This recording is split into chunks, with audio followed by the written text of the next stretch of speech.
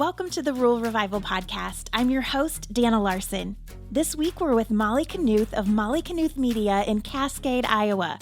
From full-time teacher to a stay-at-home mom to now being a social media boss, Molly is sharing how she built her business and how her personable approach resonated with a small-town audience on social media. We talk about current trends she is seeing and the role small business social media can play in building momentum for small-town revival. Plus, some of her best tips for small businesses on social media and how to avoid burnout, because burnout is real. Molly is dropping some gold, and I am excited for you to listen. So here we go with my friend, Molly Knuth. All right, well, we're here today with Molly Knuth of Molly Knuth Media in Cascade, Iowa. Molly, it is so good to be here. The last time we were here was, 2019? End of 2019. End of 2019 before the world changed, right? Yeah. Mm-hmm. We've been through a lot since then. Oh my gosh, it seems like an eternity ago, but in the same breath, it's like, gosh, it feels like forever since we were like, I don't know. It's just a crazy timeline of events. But anyway, yeah, it's been a long time since you and I have sat across the table from one another, and I'm so excited. It's good to be back. I'm actually here. I get to speak to the town of Cascade tonight at their annual chamber dinner. So I am so pumped. I've wanted to share your message with the business and the community at large for a long time. And we had this planned for March of 2020. But then, as we all know, things changed. So I'm so excited we can do it tonight. Yes, me too. Well, tell us about you. This is your hometown, right? Oh my gosh. So yeah, I'm Molly. I am born and raised here in Cascade, which is in the eastern part of Iowa. We are not very far from the Mississippi River. So I say we're about 30 minutes from Dubuque, if anybody knows where that is. But this is my hometown. I went to school here. I taught school here when I got my teaching degree. My husband has a farm here. And yeah, now we are raising our own children. So it's just a nice little circle. Yes, I love it. What was it like growing up here? It's a great place to raise a family. I think, like, when I look back on my childhood, we grew up on the east end of town. So I was like 2 blocks from the swimming pool and 1 block from my elementary school. So I had like prime location. And so in the summer months, it was like we could just take a straight shot to the pool. It was awesome. But I think about, like, you think of that small town Americana feel. And that's totally what this was. Like, we rode our bikes up and down the sidewalk of our street. Our neighbors were outside in their lawn chairs, and they would like yell at us from across the street as we were out shooting hoops. When I went to school, I walked, and it was just like a nice little community. And we would come together for like youth softball and t-ball. And then as I got into high school, it was like drama and plays and choir concerts. And the community came out to support one another. And it's just been a really great place to grow up. And then now, as I'm raising a family, it's a great place to raise my kids. Yeah. How have you seen it change here over the years? It has changed so much. So when I talk about like growing up here as a kid, like the main street of our town used to be a major thoroughfare. It was Highway 151 going right through downtown. So we would have semi-traffic. We would have, now it's a bypass that opened in like 2002, I think. But that was a major change when that main traffic source was moved outside of town. So some of the businesses on the main street, you know, they had to adjust to less foot traffic. And then we as a community had to kind of regroup. And full transparency, that was like my late years of high school, early years of college. So I was in and out of that. But when I moved back here as a young adult to like begin my adult years, you know, a lot of the storefronts in downtown were empty. There were some that were occupied, which was great, but it was definitely like an aging downtown.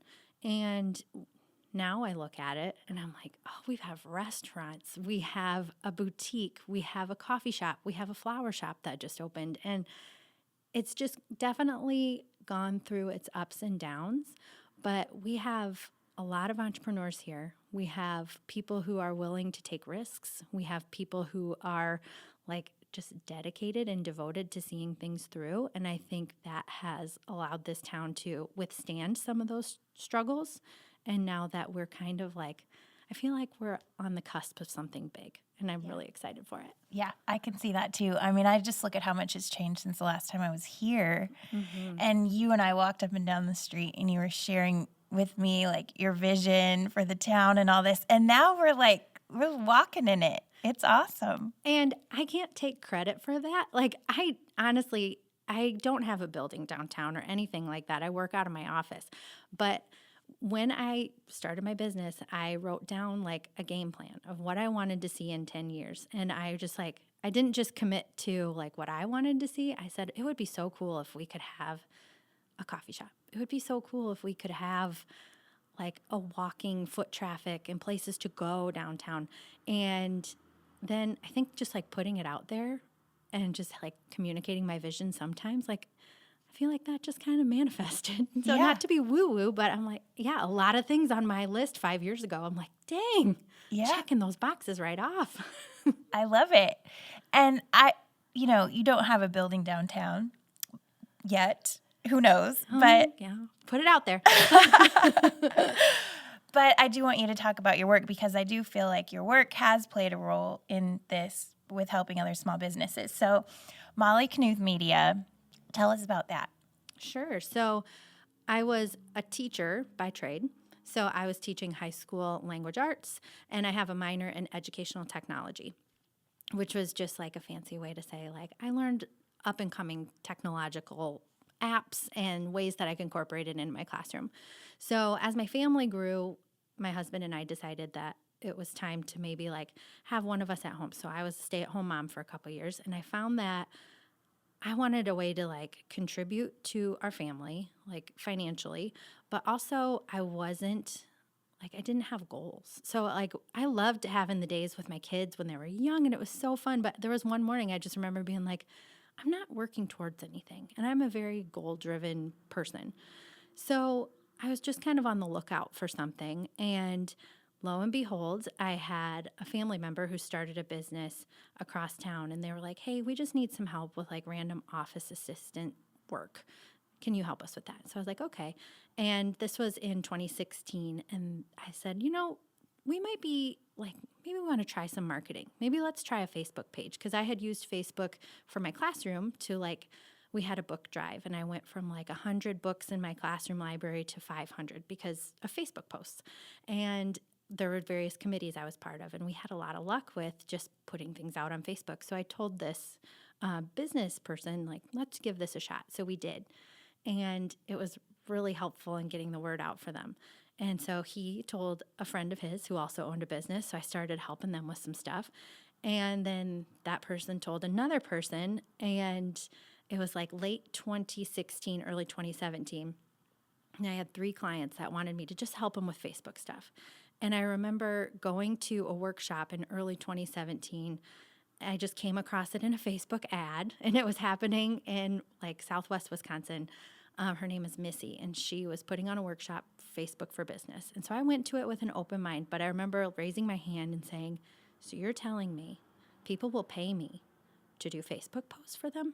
She's like, yes. And they'll need what you have to offer. I'm like, all right, I'm in business. So then in 2017, I started Molly Knuth Media, and it started as just doing organic Facebook posts. I was just trying stuff that worked, and it ended up working with the audience because I think I was approaching it not from like, I don't know how to say it, but like I wasn't being super strategic. I was just going into it as a personable way.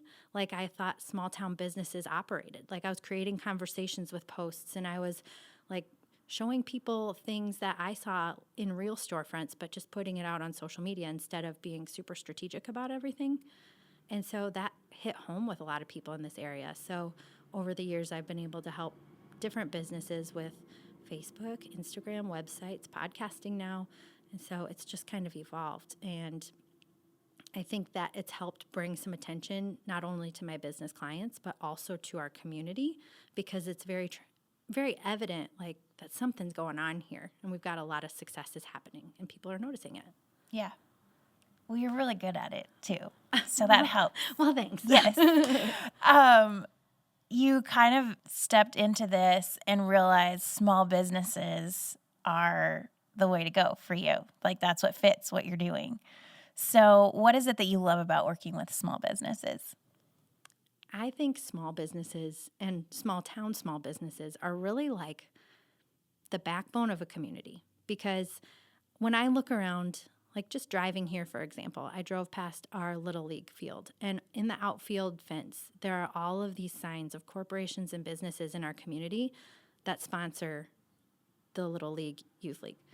And there was an event for the local public school today, and they had it because of sponsorships from local businesses. And we were able to build a new daycare center for our community in 2015, largely because of business donations. And I really feel that businesses in small towns, not only are they willing to support their own financially, but they also are like a place where you can stop in and they know you and they know your grandparents and they want to talk to you about your day. And they're invested in the community now and how the community is going to be 10, 15, 20 years from now. And talking with these business owners, hearing their successes and their struggles, and just showing their everyday things that they do is so much fun. And I love being able to show that to people out on social media. Yeah. Do you see a connection between small business social media and the revival and revitalization that's happening in our small towns? And then I'll For sure. Yeah. I think that social media is where people are spending their time right now. And, 20 years ago, people may have been getting their entertainment, walking downtown or going to the park or going into the bar on the weekends. Now people are finding their news and catching up with friends and classmates on Facebook or Instagram or TikTok or wherever. But I really do think that social media is the way to spread the word and get people excited and fired up about stuff. Yeah, I'm with you for sure. I think that seeing and showing off what businesses do on the day-to-day and being like open and honest about it. And when I'm working with clients, like we focus on not only the things they do for the business, but we talk about how are they active in the community? Are they on the chamber board? Is there a fundraiser or something going on in town? Are they excited to have this new business? Maybe it's not their business, but maybe we want to share this new restaurant that came to town from their page just because they're so proud of the town that they came from. And doing all of that really does create something bigger than just a business Facebook page. It connects people to the town at large. And I do think that like when we go out there and talk about our communities and the places that we're from and how much we love them, it does create a buzz and people are excited. And while there may not be like direct connections and tangible results that can say, well, this person did this post and it influenced that, I do think it creates a buzz and a positivity that gets people excited and gets them thinking about ways that they can contribute to the town, and it just helps everybody. Yeah, it builds into the momentum. Mm-hmm. Yeah. We had the opportunity a few years ago to be part of an organization called Community Heart and Soul. So it's a nationwide organization that's like a framework for taking your small town and making it better. And its approach is to actually talk to the people who live there and find out what's important to them, what are their ideas, how can they make it better. And as we were involved in that process, we had the opportunity to have the director of the organization, his name is David Leckie from Vermont. He came to our town and he said, this concept that I just talked about, he's like, a lot of what we do in Community Heart and Soul, we can't have direct connections to saying we influence that. But there are so many things happening in these small towns where Heart and Soul is taking place that I can't help but wonder if it contributes to that momentum or that it generates that excitement that gets more positive things to happen. And that really has stuck with me since hearing him say that. Yeah. How have you seen social media in the time that you've been working in social media accounts? How have you seen it change? Well, in 2016, 2017, when I got started, it was kind of a new concept here in small towns. Like, it wasn't a new thing to do marketing on social media, like in the big picture. But here in my small town, it was not something that people did as like a job. Obviously, I was kind of like on the outside, like people are, so what's that Facebook thing you're doing? Like at the grocery store, they'd be like, oh, I saw that video you put out. And they're like, when do you go back to teaching now? And I'm like, well, actually, this is what I do for a job.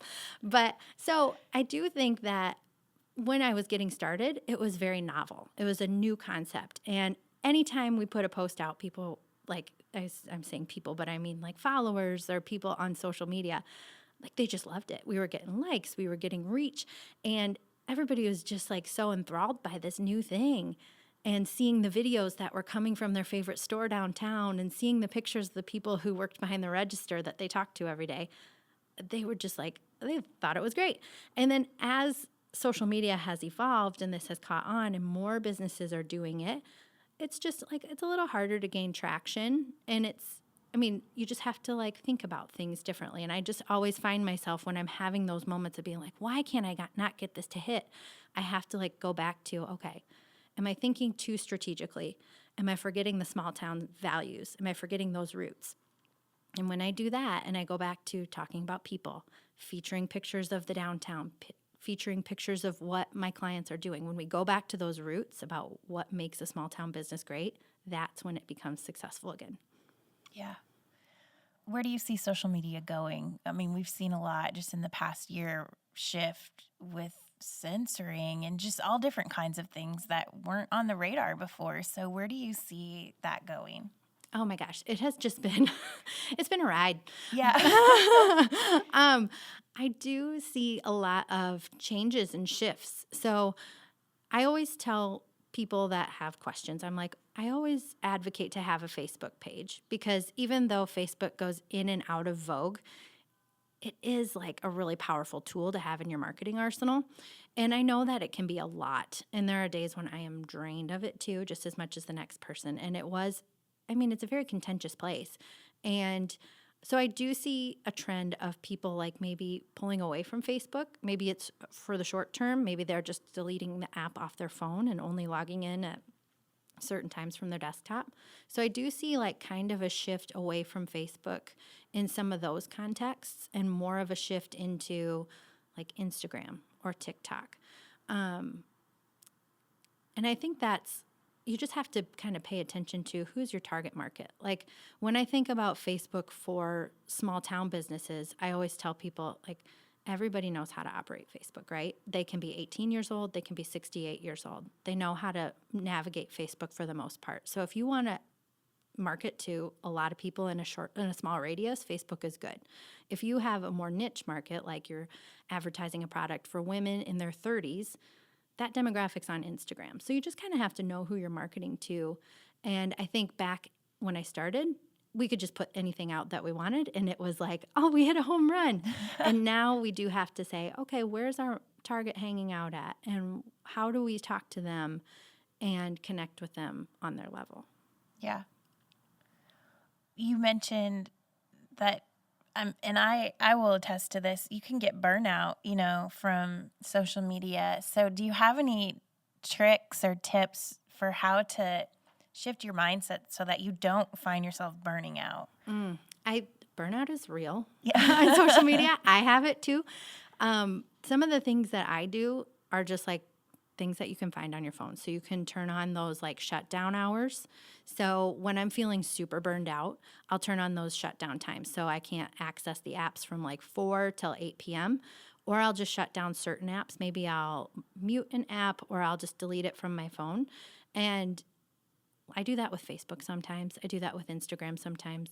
But there's an app for business owners specifically called Facebook Business. Oh, shoot. Now I'm going to get the name wrong. I think it's called Business Studio or something like that. But anyway, I keep that app on there. So if any important messages or comments come through, I don't miss those for my clients. But then if I don't have the actual Facebook app, I'm not distracted by like, well, this person posted that and then that person replied and oh my gosh, can you believe it? So that kind of stuff is not going to distract me, but I can still catch those important messages and comments that are coming in.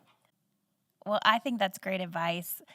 So with the whole burnout thing, how do you work with people to help free them up for other things?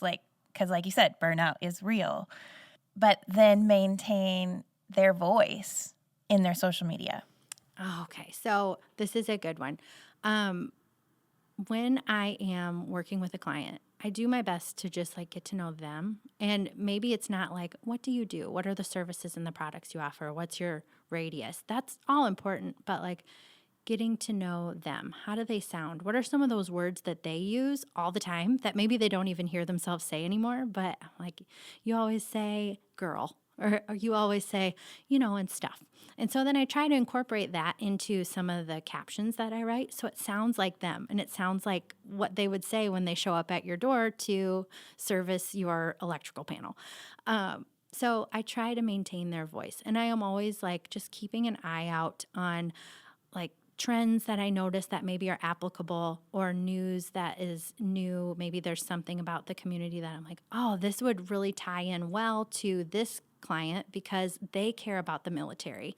And so I just try to have an overall awareness of the business and then the values that they have so I can be on top of those kind of things and give an accurate representation of who they are. Yeah.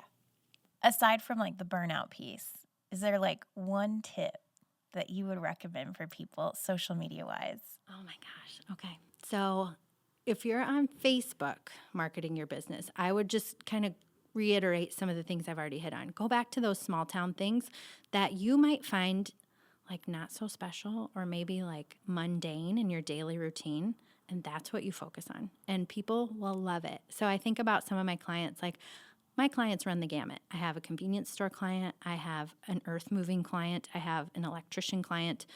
But when we focus on the people on their team, or we show a picture of like where they were spotted, like last week I posted a picture of my electrician's service van, like just randomly out on a street in the community, and people loved it. And it's just like creating those pieces that they recognize, oh, that's in my town, and that's you in my town. And they love that kind of stuff. So I would just say go back to those roots of what do you love about doing your business? What are some of those small things that you might think are mundane, but they are actually very unique and they show people a little behind the scenes of your business. That's going to work well. On Instagram, if you're on Instagram, you can do all of that stuff too, but I would really hit Reels. And I think they're those short little videos that are like 15 seconds to 60 seconds in length. But those are that's a great tool on Instagram to increase your awareness and just like name recognition, because you can get like, I have a reel that got 12,000 views and I'm very happy with that. But Yeah. So I was just like, okay, this is cool. Let's keep doing this. So reels are a big thing for Instagram right now. Yeah.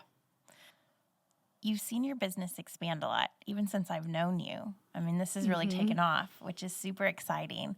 How have you grown your team? How have you managed that growth?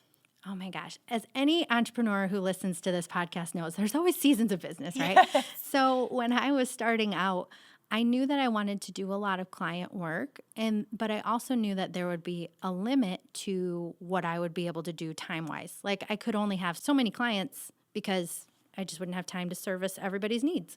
And you have a family. Yeah, I've got a family on top of it.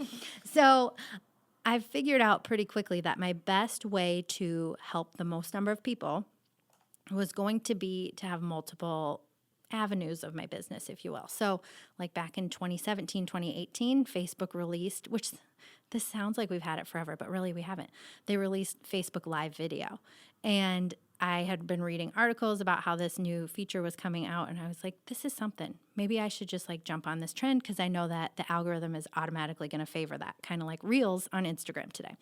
So I started using Facebook Live as a teaching tool. So I would show up maybe like for a while, I was showing up monthly with like a 45-minute training. So I could say, okay, we're going to learn about Facebook ads today. And it was a free training just from my Facebook business page, but it helped me like show up to a new audience. It helped establish my authority and my expertise, and I was using that algorithm to my advantage. So I was able to just like show up and share what I knew, but it was also kind of a recruitment tool for people who are thinking about working with me. So once I had that established, and then in 2020, what I realized, and it took a push from a female entrepreneur friend, she's like, hey, we need to partner up and let's do a workshop. And I was like, okay, we can't meet in person for workshops, so let's do this virtually. So we did a Zoom 4-week course talking about small business foundations. And then since then I've had monthly paid workshops where I can still do this, where I'm teaching. I can incorporate my love of teaching. I can incorporate my love of small business. I can teach them social media, but now it's another revenue stream for my business. And when I have that, now I can bring other people on board. So I've got some people on my team, and the way I grew my team, at first I brought somebody on board who could just help me with whatever tasks I gave her, and that was so helpful. And then now as we've kind of grown, I've been able to specialize my team members. So one person is in charge of podcast editing. One person is in charge of copywriting. Another person she's an intern, but she's fantastic. She's helping me create content and get it scheduled. And another person is helping me with these workshops. So everybody's kind of got a specialty, and then we bring it all together in a final package for our client. So that's kind of the approach I've taken. Yeah. And you've had interns, right? Mm-hmm. And I don't know, I've just been really lucky. A lot of people have approached me and said, hey, if you ever need help, I would love to work with you. And so I'm like, all right. So she was at the high school and she's like, I'm really interested in communications and public relations. She's also a family member of mine. And I was like, hey, you know what? I need some summer help. So come on over and I'll show you how to do some of this. And she took the entry level stuff and just rocked it. So I was like, all right, here we go. We're doing this. And then she's graduating this year. But I'm like, you cannot leave me. You have to stay on. So she's like, I will. Oh, thank God for Nora. Shout out. But yeah, so I've got really great team members who just knock my socks off every day. Love it. Love it. And you're part of our Cultivate team, and so we get to see them pop on the screen every once in a while during our calls. Yeah, Nora's going to be back for the summer, so she'll be in my office with me, and she'll be able to wave in again. Awesome. So you've also, in this process, started your own podcast. Tell us about that. So my podcast is similar to yours in that it's about small towns and small businesses. So it's called Small Minded. I kind of go back and forth in having guests, and a lot of them are just from my network. So I've had people who are brand photographers, and we talk about the importance of having professional brand photography. I've had a local person who I met last year in 2020. I feel like I've known her forever, but she is a certified life coach. And so she was on giving us tips about work-life balance and managing the burnout. And I'm really lucky to be connected to a lot of really cool people, and they're all from small towns. And so I want to give them a platform to share. So, and then sometimes I balance it out with a solo cast. So I'll give tips about social media, or I'll share about motherhood. And then I just give a variety of episode types and formats. Awesome. Well, we will link to that in the show notes so everybody can check that out. Thank you. What do you think are some of the key things that you've learned as a small business owner through this journey that would be helpful for other people to know? Well, I guess one of the big things, and I was just on a call yesterday about virtual assistants, and I had someone, again, she contacted me. She's like, hey, I would really like to be able to do this virtual assistant thing. I've heard about it, but I'm just wondering how to do it. So we talked and we figured out how to bring her on board at MKM, and we're not just offering social media services. We also have this virtual assistant. So it still comes into those values where we're helping small town, small businesses work more efficiently, manage their time and skills better. But we're just offering a different service. And so on this call, we were just talking about how can virtual assistants get their leg up? How can they start getting their name out there and getting some clients? And my big piece of information that I will give everybody today too is that it's such a learning curve. You can't expect to be perfect straight out the gate. And the best thing you can do is communicate that to other people. So as we were rolling out this new service, we had a couple people come on board as clients, and we were just like, hey, we're going to do our best, and we're going to give you everything we can, but it might be messy. We might not have it right the first shot, but we will figure it out. And we would learn things, and we'd make mistakes, and we'd fix them. And I think that is something that I've gone through in every season of business. I didn't have my pricing right at first. I still probably don't. I didn't manage tasks the way I probably should have, but there's no way to know that until you try it and work through it. So don't be afraid to try things and then work with it as you go. Yeah, I think that's great advice. Well, what's next for you and for Cascade? I mean, lots of exciting things going on.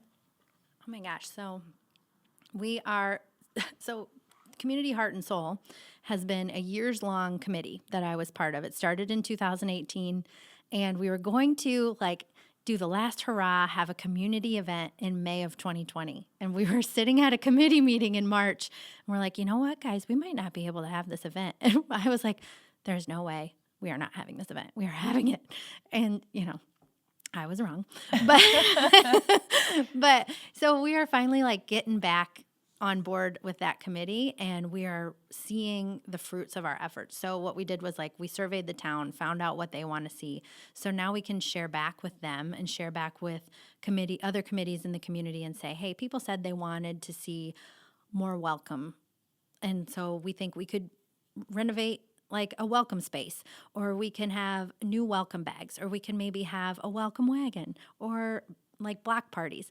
So we're going to have very soon this summer an opportunity to share out that information and plant those seeds and ideas in people's heads and let those kind of start.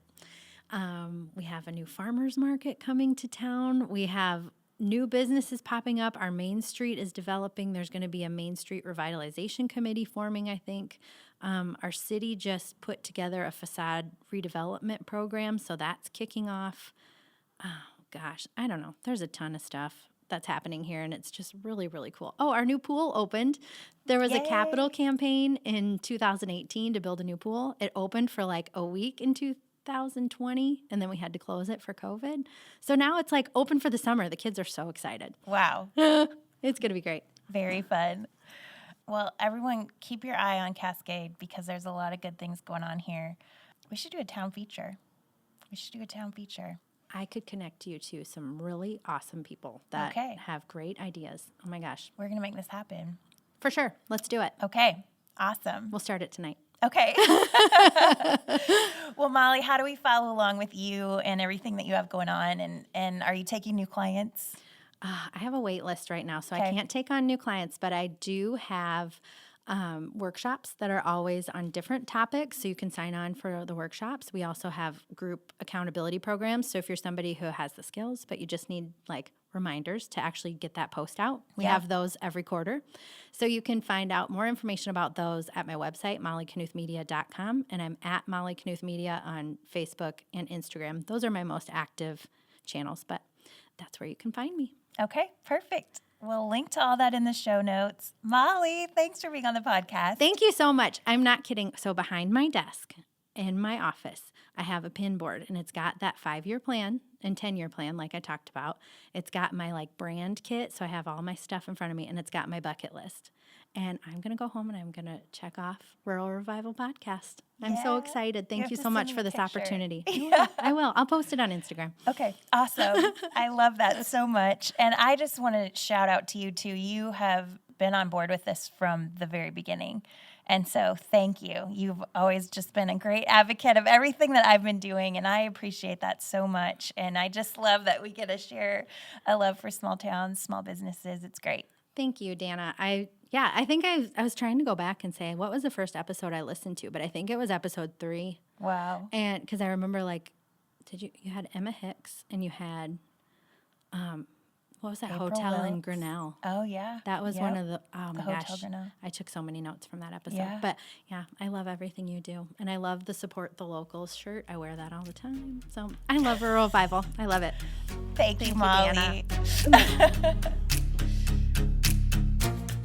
Well, what a fun interview this was for me. It has been so fun to watch Molly's business grow, and I love her heart for her hometown of Cascade.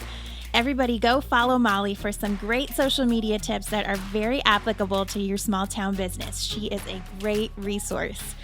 And all week long, we will be featuring stories of Rural Revival happening in Cascade, Iowa, so head over to the blog or check out the show notes for more. Want to get people talking about what could be in your small town? I'm excited to announce our new What Could Be Tour Kit to help take your community on a tour through your town's vacant buildings and show them what's possible. From building cleanup days to staged storefronts to engaging other local businesses, this tour is a great way to spark economic development in your community and shift the mindset from what used to be to what could be. And our tour kit shows you how to do all of this on a $0 budget with the help of volunteers and sponsors. Head to our website for more info and get your kit today.